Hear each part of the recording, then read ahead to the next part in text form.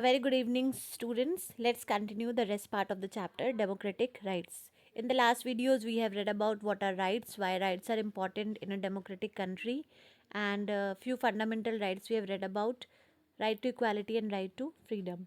The next fundamental right, which we'll be covering in this slide, is right against exploitation. Right against exploitation मतलब आपको rights provide कर दिए गए Indian constitution से. अब अब वो राइट्स आपको प्रॉपरली मिल रहे हैं कि नहीं, आप किसी तरह से आपके राइट्स आपको ना मिलके आपका एक्सप्लॉयटेशन तो नहीं हो रहा है, ये चीज़ देखने के लिए भी एक राइट बनाया गया है जिसको हम लोग बोलते हैं right against exploitation. Once the right to liberty and equality is granted, it follows that every citizen has a right not to be exploited. एक बार आपको इंडियन कॉन्स्टिट्यूशन ने इक्वालिटी और लिबर्टी के राइट्स जो हैं वो ग्रांट कर दिए हैं. अब वो ये देखेगा, इसके बाद आता है कि जो सिटीजन्स हैं उनका ये राइट है कि वो एक्सप्लॉयट ना हो किसी के भी हाथ से, सोसाइटी में, गवर्नमेंट के थ्रू, या अपने किसी भी नेबर या कोई भी, मतलब किसी को भी कोई अथॉरिटी नहीं है कि वो अगले इंसान को क्या कर सके, एक्सप्लॉयट कर सके इन सम और the other way. Yet the constitution makers thought it was necessary to write down certain clear provisions to prevent exploitation of the weaker sections of the society. Especially जो constitution makers थे उनके दिमाग में था कि जो weaker section है might be they will be exploited by the majority people. तो उन्होंने क्या किया है, कुछ provisions हैं जिनको write down कर दिया है ताकि लोगों को समझ में आ जाए कि हाँ these are the things that are not to be done, and if it is done then they will be answerable because the fundamental rights are enforceable. If the rights are not being granted, if the rights are violated in some or the other way, you have the right to go to the court to appeal against the exploitation that is done to you. So some provisions are written in the Indian constitution especially to prevent the representation or the not to exploit the weaker sections. The constitution mentions three specific evils and declares these illegal. तीन चीज़ों को उन्होंने बोला है कि evil है और अगर वो होगा तो उसे illegally उन्होंने declare किया है. What is the first thing? The constitution prohibits traffic in human beings. Traffic here means selling and buying of human beings, usually women, for immoral purposes.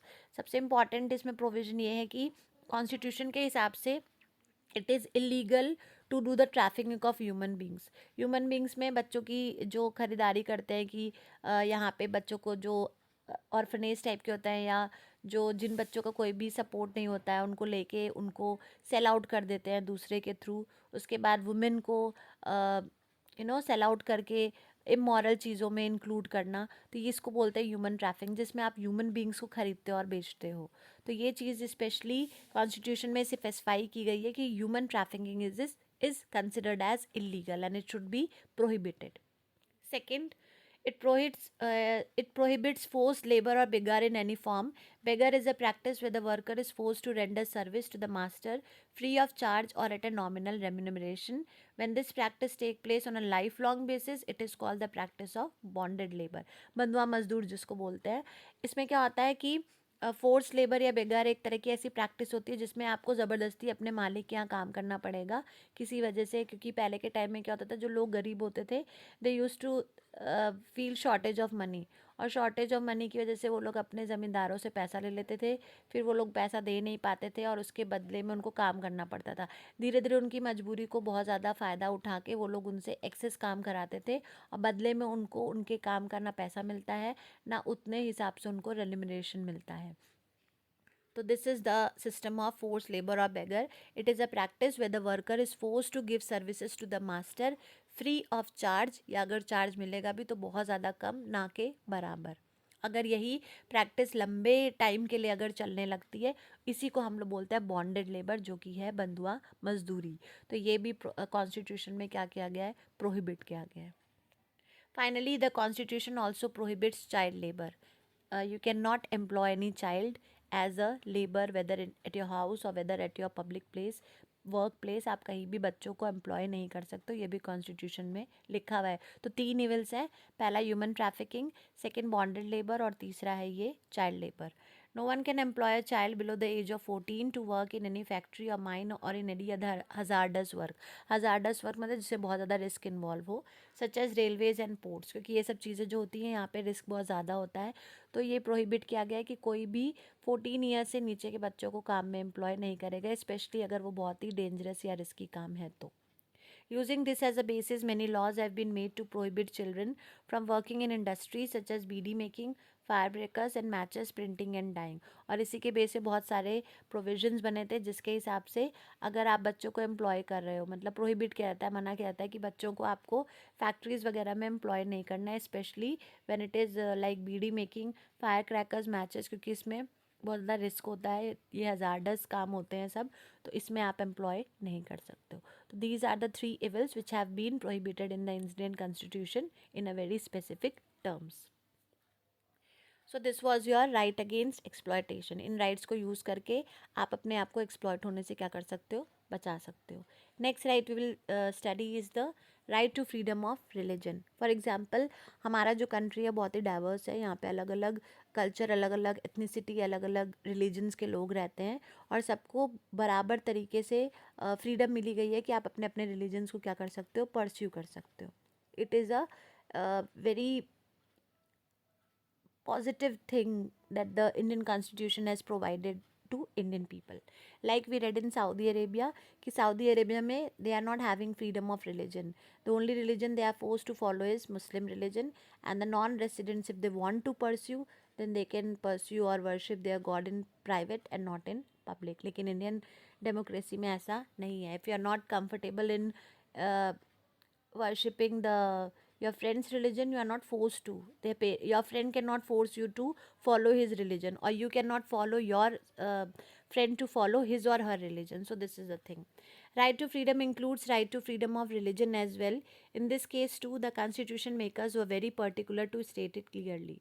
You have already read in chapter 2 that India is a secular state. एक secular state का मतलब, secular state मतलब जहाँ पे कोई भी एक specific religion नहीं होता है. Most people in India, like anywhere else in the world, follow different religions. Some may not believe in any religion. कुछ लोग होते हैं जो बिल्कुल religion में believe नहीं करते हैं, उनके लिए कोई भी religion exist नहीं करता है. Secularism is based on the idea that the state is concerned only with relations among human beings and not with the relation between human beings and God. Secularism का मतलब होता है कि आपका लोगों से relation होगा, उसके अलावा आपका ह्यूमन बींग्स और गॉड के बीच में क्या रिलेशन है उससे आप कंसर्न नहीं हो. आप सिर्फ इस बात से कंसर्न हो सकते हो कि लोगों का सोसाइटी में या ह्यूमन बींग्स का रिलेशन बाकी ह्यूमन बींग्स के साथ कैसा है, बाकी ह्यूमन बींग का गॉड के साथ कैसा रिलेशन है, इसकी गवर्नमेंट को कोई भी कंसर्न नहीं होनी चाहिए. इसी का ये है सेकुलरिज्म का main idea, that state can not interfere in the spiritual era of the individual. उसकी मर्जी है, वो जिस गॉड को वर्शिप करना चाहता है कर सकता है, नहीं करना चाहता है it's all his wish. No one can force him to, नहीं आपको टेम्पल जाना ही है, आपको ये रिचुअल्स करने ही है, उसका मन नहीं है तो वो नहीं कर सकता है. A secular state is one that does not establish any one religion as official religion. India में कोई भी religion official religion नहीं है. Indian secularism practices an attitude of a principled and equal distance from all religions. सारे religions को freedom है कि आप अपने हिसाब से अपने religion को pursue कर सकते हो. The state has to be neutral and impartial in dealing with all religions. अगर कोई religion का based कोई अगर आपके पास issue आ रहा है तो आप बहुत ही इम्पार्शल होकर उस चीज़ों को डील करोगे. फॉर एग्जाम्पल, अगर कोई हिंदू मैटर है किसी मुस्लिम जज के पास जा रहा है तो he can not be biased कि नहीं ये तो हिंदू रिलीजन के हैं तो I have to be very hostile towards this religion. No, it can not be. The person has to be impartial when he is dealing with the cases of religions. Every person has a right to profess, practice and propagate the religion he or she believes in. Every religious group or sect is free to manage its religious affairs. A right to propagate one's religion does not mean that a person has right to compel other person to convert into his religion by means of force, fraud, inducement or allurement. Of course, a person is free to change religion on his or her own will. फिर हर person को right है कि वो कोई भी religion follow कर सकता है, प्रैक्टिस कर सकता है और उसको अपनी लाइफ में आगे कैरी फॉरवर्ड कर सकता है. हर रिलीजियस ग्रुप या हर सेक्ट का अपना अपना रिलीजियस अफेयर कैसे मैनेज करना है, they are free to do it do it according to their own will. Right to propagate का मतलब ये नहीं है कि आप किसी इंसान को कन्वर्ट करने के लिए या उसको अपने रिलीजन में कन्वर्ट होने के लिए फोर्स कर सकते हो, नहीं कर सकते हो. किसी फोर्स की वजह से, किसी फ्रॉड तरीके से या किसी लालच का दे के आप उसको अपने रिलीजन में कन्वर्ट होने के लिए फोर्स नहीं कर सकते हो. Of course a person is free to change religion on his or her own will. हाँ, अगर कोई मुस्लिम है, उसको हिंदू में कन्वर्ट होना है, तो वो उसकी अपनी खुद की रजामंदी होनी चाहिए। अगर कोई हिंदू मुस्लिम में कन्वर्ट होना चाहता है तो वो उसकी खुद की विल होनी चाहिए, कोई उसको फोर्स नहीं कर सकता। If a person wants to change his religion, उसकी भी फ्रीडम इंडियन डेमोक्रेसी में दी गई है। The freedom to religion does not mean that the person can do whatever he wants in the name of religion. For example, one cannot sacrifice animals or human beings as offerings to supernatural forces or gods. Religious practices which treat women as inferior or those that infringe women's freedom are not allowed. अब right to freedom का religion का right to freedom of religion का मतलब ये भी नहीं है कि आप जो मन चाहे अपने रिलीजन के नाम पे कर सकते हो। जैसे कुछ लोग हैं, वो गॉड को प्लीज़ करने के लिए एनिमल के ऑफरिंग्स देते हैं, ह्यूमन बीइंग्स के ऑफरिंग देते हैं। तो ये सब नहीं होना चाहिए। आपको अपने तरीके से फॉलो करना, फॉलो करो, लेकिन आप किसी की लाइफ की कॉस्ट पे उसको फॉलो मत करो, बिकॉज इट इज़ सम और the other way it is violating others rights. Religious practices वहाँ वो भी नहीं होने चाहिए जहाँ पे आप वुमेन को क्या कंसिडर करो, इन्फीरियर कंसिडर करो, या जिस रिचुअल की वजह से आप वुमेन की फ्रीडम को वो कर रहे हो, कर्टेल कर रहे हो, बाउंड कर रहे हो उनको। तो ये सारी चीज़ें क्या है, नहीं होनी चाहिए। For example, one can not force a widow to shave head or wear white cloth. जैसे पहले के टाइम में होता था, if a lady gets widow, उसको वाइट क्लोथ्स पहनने पड़ते थे लाइफ टाइम, और उसको अपने बाल वाल हटाने पड़ते थे। अब वो सब चीज़ें ख़त्म हो गई हैं। Now you can not force any widow to shave her head or to wear white clothes. उसका मन है तो वो पहने, नहीं तो उसका जैसा मन है वो अपने हिसाब से रह सकती है। A secular state is one that does not confer any privilege or favor on any particular religion, nor does it punish or discriminate against people on the basis of religion they follow. Indian constitution, क्योंकि secularism हमारी country, यहाँ पे secular state बोला जाता है इसको। Secularism के हिसाब से इसका आइडिया का नोशन होता है कि आप किसी को भी कोई स्पेशल प्रिविलेज नहीं दे सकते हो किसी एक रिलीजन को। जैसे कि ये क्रिश्चियन हैं तो इनको स्पेशल प्रिविलेजेस मिलेंगे, ये इस कास्ट के हैं तो इनको नहीं मिलेंगे। All religions will be considered as equal, और आप किसी को भी डिस्क्रिमिनेट भी नहीं कर सकते कि वो उस रिलीजन का है या हमारे रिलीजन का नहीं है तो हम इसको डिस्क्रिमिनेट करें। ये सब चीज़ें इंडियन कॉन्स्टिट्यूशन में साफ साफ क्या कही गई हैं, मना की गई हैं। Indian constitution prohibits and it expects every citizen to respect and give respect to all the religions. Thus, the government cannot compel any person to pay any taxes for the promotion or maintenance of any particular religion or religious institution. अगर कोई अपने religion को promote कर रहा है या religious institution को promote कर रहा है तो गवर्नमेंट कभी भी किसी आदमी को फोर्स नहीं कर सकती कि आप उसके लिए टैक्सेस पे करो. There shall be no religious instruction in the government educational institutions. In educational institution managed by private bodies, no person shall be compelled to take part in any religious instructions or to attend any religious worship. Private institutions में भी अगर religious function हो रहे हैं तो आप किसी भी आदमी या किसी भी इंसान को फोर्स नहीं कर सकते हो कि वो उस रिलीजियस एक्टिविटी में पार्टिसिपेट करे और उनके इंस्ट्रक्शंस को फॉलो करे. तो ये है right to freedom of religion में. नेक्स्ट है cultural and educational rights. You might wonder why the constitution makers were so particular in providing written guarantees of the rights of the minorities. Why are there no special guarantees for the majority? कुछ question आता है लोगों के मन में कि क्यों Indian constitution makers ने जो राइट्स हैं वो स्पेसिफिकली सिर्फ माइनॉरिटीज़ के लिए ही या वीकर सेक्शन के लिए ही लिखे गए हैं, क्यों उन्होंने मेजॉरिटी वाले लोगों के लिए राइट्स नहीं लिखे. Well, for the simple reason that the working of democracy gives power to majority. क्योंकि डेमोक्रेसी में जो पावर है वो किसके हाथों में, मेजॉरिटी के हैं. क्योंकि ज़्यादा लोग जहाँ पे होंगे उनका पावर उन्हीं के हाथ में होगा.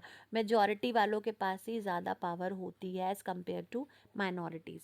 It is the language, culture and religion of minorities that needs special protection. Minority क्योंकि कम होती है तो उनके लैंग्वेज को, उनके कल्चर को, उनके रिलीजन को प्रोटेक्शन देना बहुत ही इम्पॉर्टेंट है. Otherwise, they may get neglected or undermined under the impact of the language, religion and culture of the majority. अगर उनको प्रोटेक्शन नहीं प्रोवाइड की जाएगी तो कहीं ना कहीं वो सप्रेस्ड हो जाएंगे in the hands through the hands of majority people, क्योंकि जितने ज़्यादा लोग हैं तो उनके लैंग्वेज को ज़्यादा प्रेफरेंस मिल जाएगी, तो कहीं ना कहीं जो माइनॉरिटीज़ हैं उनकी लैंग्वेज, उनके कल्चर, उनके रिलीजन को कहीं ना कहीं क्या हो जाएगा, नुकसान हो जाएगा, वो कहीं ना कहीं सप्रेस्ड फील करेंगे। तो ये प्रोटेक्शन प्रोवाइड करने के लिए स्पेसिफिकली इन्हीं लोगों के सेक्शंस के लिए कॉन्स्टिट्यूशन मेकर्स ने जो राइट्स हैं वो क्या किए हैं, लिखे हैं, क्योंकि उनको गारंटी दी है कि हाँ हम लोग हैं, हमारे राइट्स हैं जो कि आपको हमेशा क्या करेंगे, एक्सप्लॉइट होने से प्रोटेक्ट करेंगे। That is why the Constitution specifies the cultural and educational right of the minorities. Any section of citizens with a distinct language or culture have the right to conserve it. अगर minority group है तो अपनी language और अपने culture को conserve करने का उनको पूरा पूरा right है. Admission to any educational institution maintained by government or receiving government aid cannot be denied to any citizen on the ground of religion or language. Minorities हैं तो आप उनको मतलब एडमिशन के लिए मना नहीं कर सकते हो, और जो भी गवर्नमेंट हेल्प मिलती है वो भी उनको प्रोवाइड की जाएगी, क्योंकि वो माइनॉरिटी ग्रुप्स हैं इसलिए उनको नहीं दिया जाएगा, ऐसा प्रोविज़न इंडियन कॉन्स्टिट्यूशन में नहीं है। All minorities have the right to establish and administer educational institutions of their choice. और minorities को भी पूरा right है कि वो अपने institutions अपने हिसाब से establish कर सकते हैं. Here minority does not mean only religious minority at the national level. In some places people speaking a particular language are in a majority. People speaking a different language are in a minority. कभी कभी क्या होता है, जो ज़्यादा लोग language बोलते हैं वो मेजॉरिटी लैंग्वेज हो जाती है, और जो वहाँ पे कम अमाउंट में नंबर लोगों का होगा तो वो क्या हो जाएगी, माइनॉरिटी लैंग्वेज हो जाएगी। फॉर एग्जांपल पंजाब में आप पंजाबी आपके लिए बहुत ही कॉमन है, वो मेजॉरिटी में है, लेकिन अगर वही यूपी में आ जाएंगे तो यूपी में हिंदी लैंग्वेज जो है वो ज़्यादा है, तो पंजाबी क्या हो जाएगी, माइनॉरिटी में हो जाएगी। For example Telugu speaking people form a majority in Andhra Pradesh, क्योंकि आंध्र प्रदेश में सारे के सारे लोग तेलुगु बोलते हैं, तो वहाँ पे तो वो लैंग्वेज क्या है, मेजॉरिटी की है। लेकिन अगर हैदराबाद में, वहीं कर्नाटका की बात करें नेबरिंग में, तो वहाँ पे तेलुगु लैंग्वेज क्या हो जाएगी, माइनॉरिटी हो जाएगी। कर्नाटका के लोग कर्नाटक की लैंग्वेज फॉलो करते हैं, तेलुगु लैंग्वेज फॉलो नहीं करते हैं। Sikh constitute a majority in Punjab, same way में पंजाब में सिखों की ज़्यादा नंबर्स हैं, और लेकिन राजस्थान में अगर हम देखें तो वहाँ पे पंजाबी या सिख कम होंगे, तो वहाँ पे सिख क्या हो जाएंगे, माइनॉरिटी हो जाएंगे। तो जगह जगह के हिसाब से, अपनी एथनिसिटी के हिसाब से ये जो डेटा होता रहता है, ये कहीं कहीं पे ज़्यादा कम, ज़्यादा कम, ज़्यादा कम होता रहता है। तो these were the rights which the Indian constitution has provided to us. इन राइट्स का यूज़ करके हम अपने आप को एक्सप्लॉयट होने से बचा सकते हैं, and these are the fundamental rights.